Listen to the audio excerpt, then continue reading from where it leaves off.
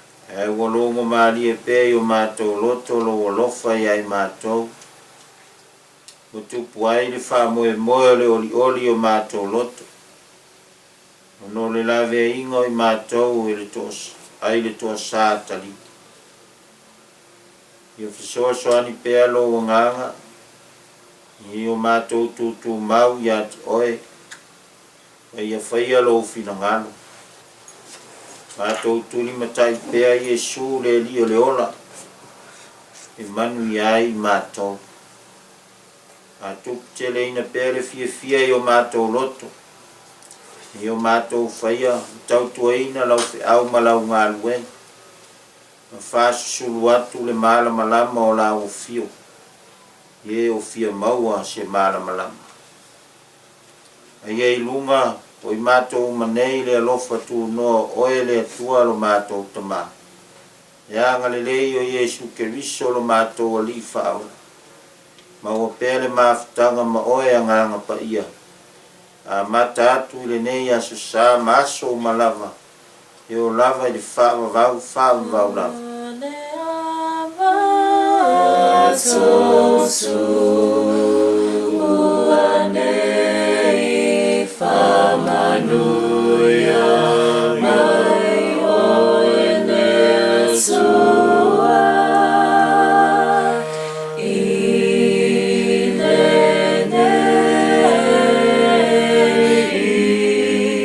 So